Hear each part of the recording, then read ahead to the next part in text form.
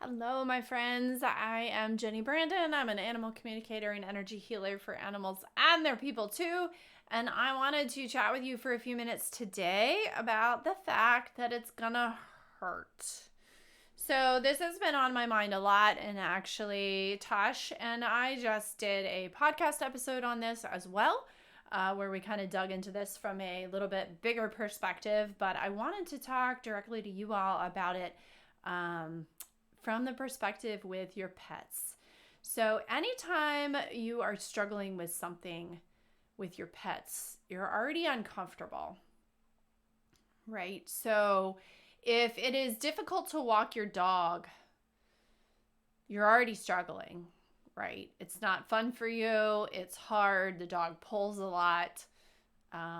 It's embarrassing. You worry your dog's going to get away from you. You can't meet other dogs because of what's going to happen. You can't go to the dog park. You're having problems already, right? That's uncomfortable. And trying to work on training is also uncomfortable because it's new. It's different. It's something that you have to practice at. You have to think a lot about it. You have to put a lot of energy into it. But the other side of that is that once you work through the training, it gets better.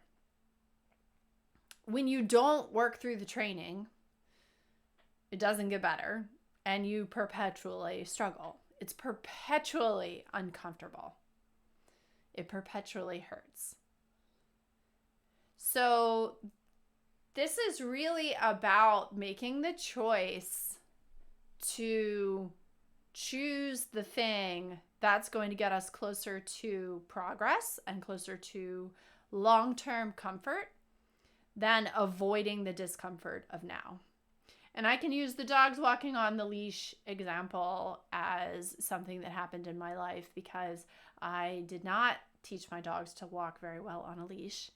And so I spent the first 10 years of their lives not being able to enjoy time with them, resisting going out on walks and just avoiding it. And then the result would be when we had to go to the vet, it was a miserable experience for both of us. And it was an embarrassment to be sitting in the vet's office with a dog that was either constantly pulling on the leash or crying or both. So about 5 years ago, when we had to move to a farm, there was no attached backyard. We were able to take a space that was close to the house and put up some fencing so that we had a dog yard to let the dogs run in. But the problem was, in order to get to that space, the dogs had to walk on leashes. And very, very quickly, we got through that problem of not being able to walk on leashes. And for the last several years of their lives while we lived there, I was able to take them on fun walks all over the farm. And we got to enjoy ourselves. And we got much more exercise. And it felt good. It only took I don't even think it was 2 months of having to use the dog yard and having to go outside on leashes before they figured it out. And I figured it out. And we could all relax and be able to enjoy ourselves a little bit better. So the end result of the progress was very little time in the bigger picture, especially when you consider how many years of their lives we had already spent avoiding that problem, which meant we were pretty much perpetually uncomfortable. I was either ignoring the discomfort or we were uncomfortable, one way or the other. So I really want to encourage you to look at those things that you do with your pet that you have to do, in whether that is simply kind of basic maintenance things, like being able to take them to the vet, being able to handle their bodies gently and, kindly. And look at all of those things and explore what you could work on a little bit more, acknowledging the discomfort, acknowledging that it is hard to work on, but that avoiding it is a lot harder. Another really simple example is teaching your horse to pick up their feet because their feet have to be maintained by a farrier. If you don't do that, then every 6 weeks when the farrier shows up, it's not fun for everyone involved, including the person that you have hired to help you. And it's not their responsibility to train your horse. Or you could spend the 6 weeks in between visits practicing that skill, and then every visit for the rest of their life will be exponentially easier. You could spend every day of that 6 weeks between appointments practicing, and then you could stop doing it every day and break it down to every few days or once a week, and they'll maintain that skill, and everyone gets to have an easier time. And our pets want to understand what it is that we are asking them to do. And frequently these issues are a combination of them not quite understanding what the goal is and not practicing enough.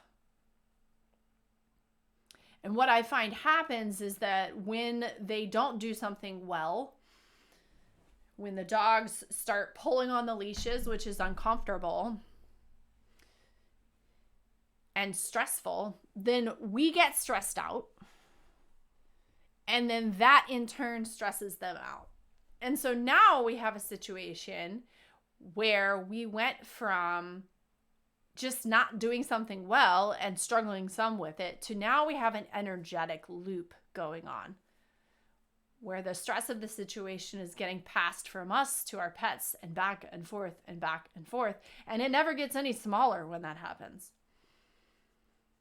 So what decisions can you make today to willingly step into the discomfort of working on these things, of working on a different way of being and a different way of doing something so that you get to the point where it's no longer a struggle? You get to the point where there's comfort instead of just denial or disassociating or avoiding.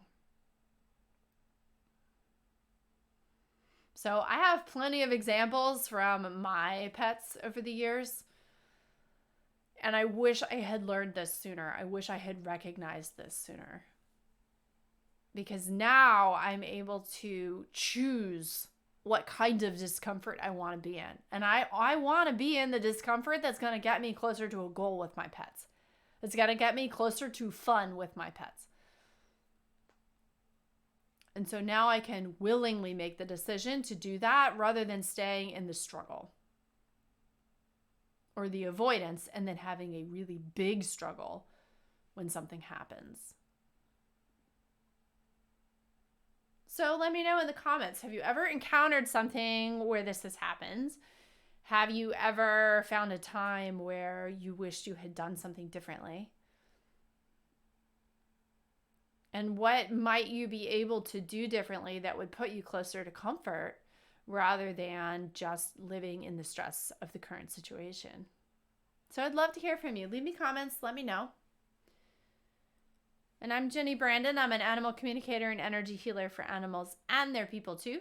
You can find me on the web at soulpetconnections.com and also on Instagram, Facebook, and YouTube under the same handle.